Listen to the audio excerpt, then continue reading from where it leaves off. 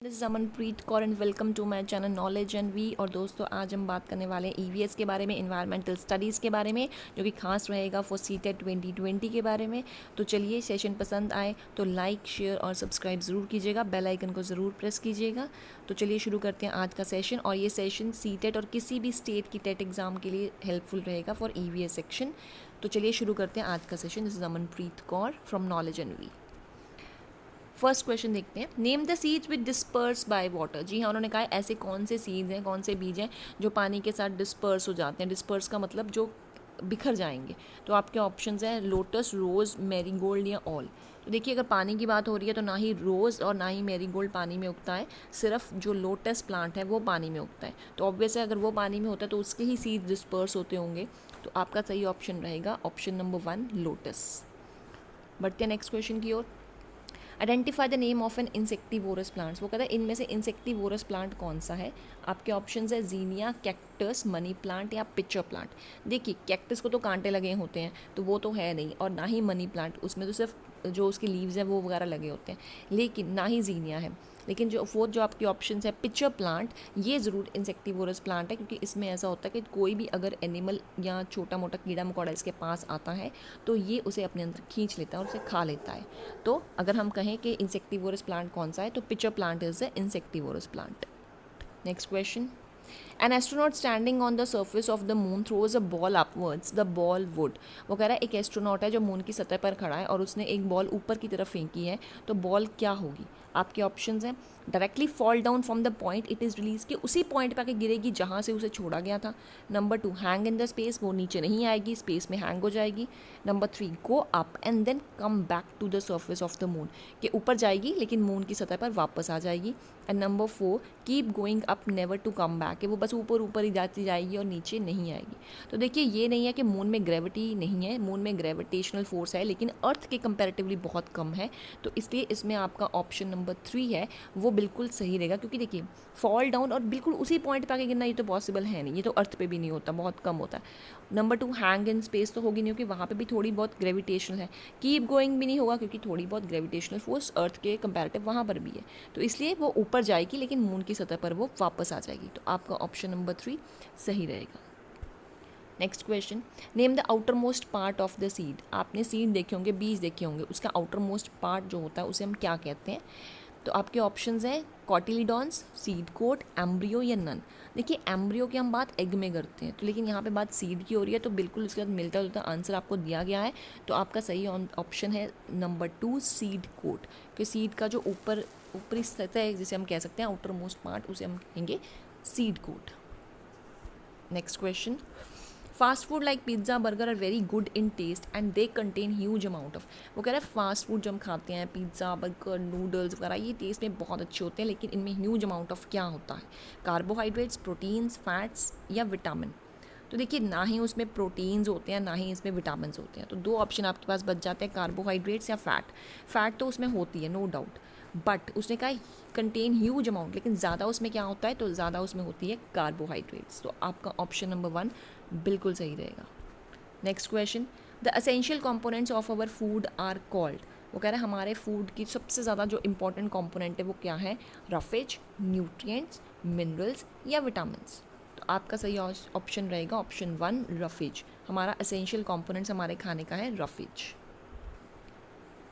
Mohan is 11 years old and he is suffering from a condition called obesity because all the time he takes a type of a food. वो कह रहा है वो बहुत मोटा हो चुका है, अभी 11 साल का ही है, तो वो कौन सा मतलब कौन सा खाना सबसे ज़्यादा खाता है, जिसमें कि सबसे ज़्यादा क्या है। ऑप्शंस हैं आपके कार्बोहाइड्रेट, प्रोटीन, फैट या विटामिन। तो देखिए, जो मोटापा है ना वो कार्बोहाइड्रेट से आता है, ना वो प्रोटीन से आता है, ना वो विटामिन से आता है।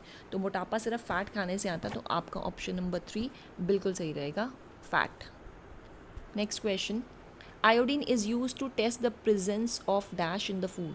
वो कह रहे हैं हम आयोडीन टेस्ट करते हैं ना, तो वो किस लिए करते हैं, हम फूड में क्या देखना होता है हमने, स्टार्च, प्रोटीन्स, फैट्स या विटामिन्स। तो हम बिल्कुल नंबर 1 हम लेके चलेंगे, हमने स्टार्च की प्रेजेंस को टेस्ट करते हैं फूड में, तो हम आयोडीन यूज़ करते हैं। Next question. Deficiency disease can be prevented by taking. वो कह रहा है अब हमें डिफिशिएंसी हो जाती है कभी किसी चीज़ की, कभी किसी चीज़ की, विटामिन ए बी सी किसी की भी हो सकती है, तो हम उसे प्रिवेंट कैसे कर सकते हैं? क्या क्या ले सकते हैं? टैबलेट एंड इंजेक्शन दे सकते हैं, तुलसी या जिंजर ले लें, विटामिन सी या सिर्फ विटामिन ई ले लें, या बैलेंस डाइट ले लें। देखिए इन ऊपर वाली 3 ऑप्शन से तो सिंपल बात बनेगी नहीं, तो लेकिन जो नीचे वाली ऑप्शन है अगर आप वो लेंगे तो ऊपर वाली आपकी तीनों ऑप्शंस कवर हो जाएंगी। तो ऑब्वियस है इसका सही आंसर रहेगा balanced diet. Next question, which of the nutrient is not present in milk. वो कह रहा है हमारे मिल्क में कौन सा न्यूट्रिएंट नहीं है? प्रोटीन, विटामिन सी, कैल्शियम या विटामिन डी। देखिए आपका जो मिल्क है उसमें प्रोटीन आ जाता है क्योंकि हम जैसे सोया मिल्क वगैरह पीते हैं, कैल्शियम भी आती है, विटामिन डी भी होता है, लेकिन विटामिन सी नहीं होता क्योंकि जो विटामिन सी है वो आपको सिट्रस फ्रूट्स में मिलेगा और मिल्क आपका एक सिट्रस फ्रूट नहीं है। तो आपका ऑप्शन नंबर 2 सही रहेगा, vitamin C. Next question, the acid present in the stomach वो क्या करता है? Kills a harmful bacteria that may enter along with the food. वो उस बैक्टीरिया को मारता है जो हमारे खाने के साथ अंदर जाता है। नंबर 2, हमारी जो स्टमक की लाइनिंग है उसे हार्मफुल सब्सटेंसेस से बचाता है। नंबर 3, हमारे अंदर जो डाइजेस्ट स्टार्च है उसे डाइजेस्ट करता है इनटू सिंपलर शुगर्स में। Number 4, makes the medium alkaline. तो ये पढ़ने से पहले हम कुछ चीज़ पढ़ लेते हैं। उन्होंने कहा है देखिए जो हमारी स्टमक है, stomach consist of hydrochloric acid. हमारी स्टमक में हाइड्रोक्लोरिक एसिड होता है विच kills the bacteria that enters through food. जो हमारे खाने के साथ अंदर जो बैक्टीरिया जाता है उसे वो मारता है। दस stomach acid is helping in protecting us from harmful bacteria. तो वो हमें हार्मफुल बैक्टीरिया से बचाता है। तो आपका सही ऑप्शन इसमें रहेगा option number 1, kills the harmful bacteria that may enter along with the food. अब बढ़ते हैं नेक्स्ट क्वेश्चन की ओर। Egg albumin is rich in. जी हाँ, एग एल्बुमिन यानी उसका जो वाइट पोर्शन है वो किस में रिच होता है? आपके ऑप्शन हैं कार्बोहाइड्रेट्स, प्रोटीन, फैट या विटामिन्स। देखिए एग से ना हमें कार्बोहाइड्रेट्स मिलते हैं और ना विटामिन्स मिलते हैं, 2 चीज़ें मिलती हैं, प्रोटीन और फैट्स। तो फैट जो आपका एग की और जो येलो पोर्शन है वो फैट में रिच होता है, लेकिन जो आपका वाइट पोर्शन है एल्बुमिन वो आपका प्रोटीन में रिच होता है। तो आपका ऑप्शन नंबर 2 बिल्कुल सही रहेगा। Next question, silkworm secrete fibre made up of. ये किससे बनता है? फैट, सेलुलोज, प्रोटीन या नायलन। तो आपका सही ऑप्शन रहेगा प्रोटीन, वो प्रोटीन से बनता है। Next question, wool fibre can not be obtain from which of the following. इनमें से कौन सी चीज़ हमें वूल नहीं देती? गोट, लामा, अल्पका या मोथ। देखिए गोट भी देती है, लामा और अल्पका कोल्ड कंडीशंस के जो एनिमल्स हैं उनसे भी मिलती है, लेकिन मोथ हमें वूल नहीं देती। तो आपका ऑप्शन 4 सही रहेगा, ये मोथ है, ये हमें वूल नहीं देते। Next question, reeling of silk is. हम सिल्क की जो रीलिंग करते हैं उसे क्या कहते हैं? Processing of making silk reel, जैसे धागे की रील बन जाती है उसे कहते हैं। नंबर 2, स्पिनिंग, सिल्क फाइबर को स्पिन करना उसे। वीविंग ऑफ सिल्क क्लॉथ को बनाने को किसे कहते हैं? या the process of taking silk thread from cocoon, जो फर्स्ट स्टेप हम लेते हैं कोकून से हम जो सिल्क थ्रेड लेते हैं उसे कहते हैं। तो जी हाँ, आपका ऑप्शन 4 सही रहेगा, process of taking silk thread from cocoon उसे हम कहते हैं रीलिंग ऑफ सिल्क। तो ध्यान से रखिएगा, रीलिंग और सिल्क रील्स को कन्फ्यूज़ मत होइएगा, क्योंकि जो सिल्क रील्स है वो तो लास्ट में जाके बनती है, that is the last step in the all the process. Next question, in human development fertilised egg takes place in. वो कह रहे हैं ह्यूमन डेवलपमेंट में फर्टिलाइज जो एग्स होते हैं हमारे अंदर वो कहाँ होते हैं? ओवरी, टेस्टिस, ओविडक्ट या यूट्रस। तो ये तो बहुत ही कॉमन सा क्वेश्चन है। जी हाँ, वो हमारे यूट्रस में होते हैं। तो ऑप्शन 4 बिल्कुल सही रहेगा। Next question, when the soil is too basic plants do not grow well in it. वो कह रहा है जब आपकी सॉइल बहुत अच्छी नहीं होती, बढ़िया नहीं होती, उसमें खाद वगैरह नहीं होती, तो वो उसमें प्लांट्स ज़्यादा अच्छी तरह ग्रो नहीं करती। To improve its quality what must be added to the soil. तो अगर हमें उस मिट्टी की जो खासियत है उसे बढ़ाना है, उसकी कहते हैं ना उसको ज़्यादा अच्छा बनाना है, तो हम क्या करें? ऑर्गेनिक मैटर क्या उसमें ऐड करें? क्विक लाइम, स्लेक्ट लाइम या कैलामाइन सॉल्यूशन। तो देखिए ऑप्शन फर्स्ट रहेगा, हम उसे ऑर्गेनिक मैटर दे सकते हैं। कहते हैं ना हमारे यहाँ जो किचन वेस्ट वगैरह होता है वो हम डाल सकते हैं, ऑर्गेनिक मैटर में आ जाएगा। जैसे काउडंग वगैरह हम डालते हैं, खाद जिसे हम कहते हैं, तो उससे उस सॉइल की जो क्वालिटी है वो इम्प्रूव हो जाएगी। ये बहुत सी बेसिक सा क्वेश्चन है, तो कई बार ऐसे क्वेश्चन भी आ जाते हैं, फ्री के नंबर हो जाते हैं। Next question, a fire alarm using detect smoke in case of fire. Where should such an alarm be placed in the room. वो कह रहा है हमने एक फायर अलार्म लगाया हुआ है जो स्मोक को डिटेक्ट कर लेता है अगर आग लग जाए, तो हमें इस ऐसे अलार्म को कहाँ रूम में लगाना चाहिए? डोर के पास, near the door, on the floor, ज़मीन पर, ऑन एनी वॉल, किसी भी दीवार पर, या ऑन द सीलिंग, के ऊपर सीलिंग पे लगाना चाहिए। तो जी हाँ, ऑप्शन हमेशा रहेगा ऑप्शन 4। आपने कभी बाहर जो घर होते हैं उनमें नोटिस किया होगा, ऊपर सीलिंग के ऊपर एक फायर अलार्म लगा होता है। घर में कभी भी धुआं हो तो वो बजने शुरू हो जाता है। तो डोर, फ्लोर या वॉल पे लगाने का फ़ायदा नहीं होगा। जो सीलिंग होगी, धुआं ऊपर की तरफ जाता है तो सीलिंग में जल्दी डिटेक्ट होगा। तो आपका ऑप्शन 4 सही रहेगा। Next question, which of the following place is most likely to be affected by a cyclone. इनमें से कौन सी जगह जो साइक्लोन वगैरह से ज़्यादातर इफेक्टेड हुई है? मुंबई, पुरी, गोवा या पोरबंदर? तो आपका सही ऑप्शन रहेगा पोरबंदर। ये सबसे ज़्यादा साइक्लोन से इफेक्टेड हुई है। Next question, breathing is a process. Breathing एक प्रोसेस है that provides oxygen to the body. हम सांस लेते हैं, राइट, हमें ऑक्सीजन आती है, okay. Number 2, break down food to release energy. हमारे फूड को तोड़ता है? नहीं। Helps body to get rid of carbon dioxide. हाँ, हम ब्रीदिंग करते हैं तो कार्बन डाइऑक्साइड हमारे बॉडी से बाहर जाती है। Produces water in the cell. नहीं। तो अब उन्होंने कहा है which of the following gives a correct combination of functions of breathing. इनमें से हमने कॉम्बिनेशन निकालना है कि कौन सी करेक्ट है आपकी फंक्शंस ऑफ ब्रीदिंग को लेकर। तो आपके ऑप्शंस यहाँ फर्स्ट और सेकंड ठीक है, सेकंड और थर्ड ठीक है, फर्स्ट और थर्ड ठीक है, या सेकंड एंड फोर्थ ठीक है? तो देखिए, ऑक्सीजन तो आती है, कार्बन डाइऑक्साइड, तो इसमें फर्स्ट और थर्ड है, बिल्कुल है। तो ये ऑप्शन आपकी बिल्कुल सही रहेगी, क्योंकि ना ही वो हमारे फूड को ब्रेक डाउन करता है और ना ही वो हमारे सेल्स में वाटर प्रोड्यूस करता है। ब्रीदिंग में सिर्फ ये है कि हमारी ऑक्सीजन आती है और कार्बन डाइऑक्साइड बाहर जाती है।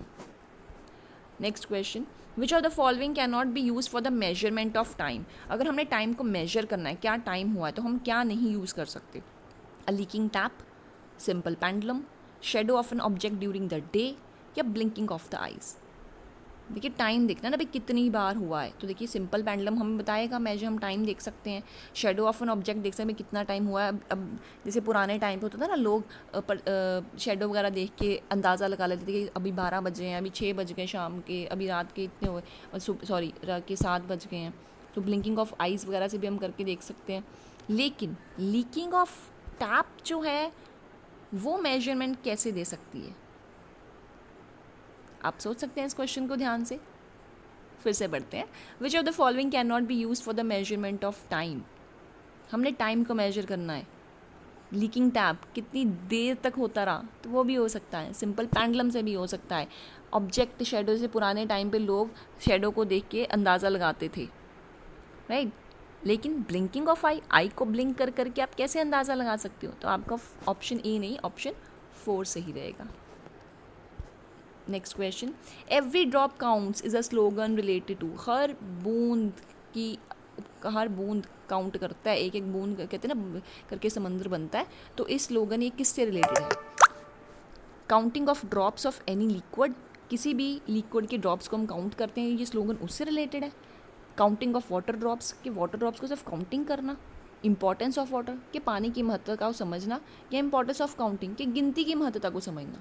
हमने कहा है हर बूंद कीमती है, तो यानी हम पानी की महत्ता देख रहे हैं। तो ऑप्शन 3 सही रहेगा, इंपॉर्टेंस ऑफ वाटर, ना कि काउंटिंग और ना ही counting of water drops. Next question, which of the following are not the liquid forms of water. वो कह रहा है इनमें से कौन सी है जो लिक्विड फॉर्म नहीं है? स्नो, ये तो सॉलिड फॉर्म है। Lake water liquid, river water liquid, water vapour वो भी लिक्विड हो जाता है। आइस, आइस आइस आपकी क्या है? सोचिए, सॉलिड और लिक्विड? ऑब्वियसली वो सॉलिड है। और वाटर वेपर आपका लिक्विड नहीं है, क्योंकि जब तक वो आपके मॉइस्चर के कंटेंट के साथ नहीं आएगा तो वो पानी नहीं बनेगा। तो इसलिए उसने कहा choose the correct combination from the options. First, fourth and fifth वो ठीक है। फर्स्ट एंड सेकंड, देखिए फर्स्ट और सेकंड तो हो नहीं सकता, क्योंकि स्नो और वाटर ये दोनों अलग अलग हो गए, राइट। स्नो हो गई आपकी सॉलिड, वाटर लेक वाटर हो गया आपका लिक्विड। सेकंड और थर्ड भी नहीं हो सकता, दोनों लिक्विड है। फोर्थ अकेला नहीं हो सकता, क्योंकि स्नो आइस कहाँ जाएंगे। इसलिए आपका फर्स्ट ऑप्शन बिल्कुल सही रहेगा। First, fourth and fifth, they are not the liquid forms of water.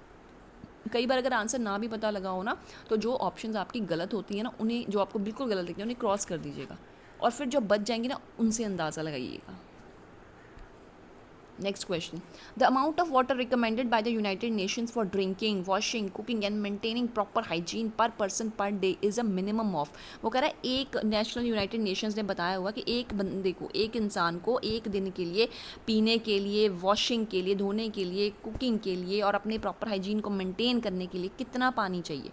5 litre, 15 litre, 30 litre या 50 लीटर? तो जी हाँ, उसे 50 लीटर चाहिए। यूनाइटेड नेशन ने कहा कि एक इंसान के लिए 50 लीटर पानी बहुत है, पीने के लिए, खाने के लिए, कपड़े धोने के लिए, प्रॉपर हाइजीन को मेंटेन करने के लिए पर day is a minimum of 50 litres. Next question, water cycle does not involve which of the following, आपका वाटर साइकिल है, उसमें क्या होता है? इवेपोरेशन होती है, कंडेंसेशन होती है, ठीक है ना, फॉर्मेशन ऑफ क्लाउड्स भी बनते हैं, रेन वाटर हार्वेस्टिंग। तो क्या नहीं होता उसमें? उसमें रेन वाटर हार्वेस्टिंग नहीं होती। हम पानी, उसमें हम बारिश का पानी को इकट्ठा तो नहीं ना कर रहे, हम वाटर साइकिल की बात कर रहे हैं कि वाटर साइकिल क्या है जी, जो पानी भाप बन के ऊपर जाता है, ठीक है, पानी है वो पहले हीट से इवेपोरेट होता है, फिर हीट से वो ऊपर चला जाता है, भाप बन के जो ऊपर जाता है तो भाप से वो क्लाउड्स बन जाते हैं, जब क्लाउड्स भारे हो जाते हैं वो फिर से पानी नीचे गिर जाता है रेन की फॉर्म में, फिर से वो पानी नीचे आ जाता है, फिर से ऑब्जर्व होता है with the help of heat. तो वेपोरेशन भी है, कंडेंसेशन भी है, फॉर्मेशन ऑफ क्लाउड्स भी है, लेकिन rain water harvesting is not a part of water cycle. Next question, which of the following has the strongest stem, इनमें से किसकी स्टेम सबसे ज़्यादा स्ट्रॉन्गेस्ट होती है? A tree, a creeper, a climber या बुश? देखिए क्लाइंबर, बुश और क्रीपर, ये तो इनकी तो जो स्टेम्स होती है वो बहुत ज़्यादा पतली होती है, वो इतनी स्ट्रॉन्गेस्ट नहीं है। तो बहुत कॉमन सा क्वेश्चन है कि सबसे ज़्यादा स्ट्रॉन्गेस्ट स्टेम इन चारों में से ट्री की होगी। Next question, which of the following forest animal is the smallest, कौन सा सबसे छोटा है? फॉक्स, बोर, बिसन या पॉर्क्यूपाइन?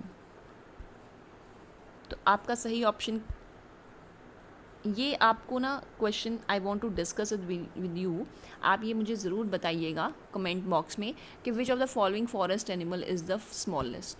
देखिए फॉक्स तो हो नहीं सकती, बोर, बाइसन या पॉर्क्यूपाइन, इन तीनों में से कौन सा है?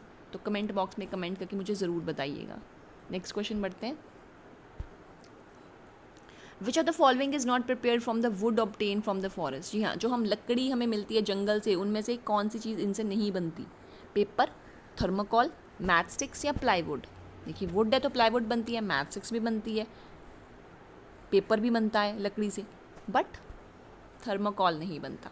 तो ऑप्शन 2 आपकी सही रहेगी। नॉट प्रिपेयर्ड की बात की है उन्होंने, अगर प्रिपेयर्ड है तो तीनों ऑप्शंस आएंगी, लेकिन नॉट प्रिपेयर्ड है तो थर्माकोल आएगी। जी हाँ, तो ये तो था मेरा आज का session for EVS environmental studies for CTET या किसी भी स्टेट के टेट एग्ज़ाम के लिए आपको हेल्पफुल रहेगा। सेशन पसंद आए तो लाइक, शेयर और चैनल को सब्सक्राइब ज़रूर कीजिएगा। तो अभी तक के लिए इतना ही, और हाँ जी हाँ, उस क्वेश्चन का आंसर देना मत भूलेगा कमेंट बॉक्स में। तो अभी तक के लिए इतना ही। This is Amanpreet Kaur signing of.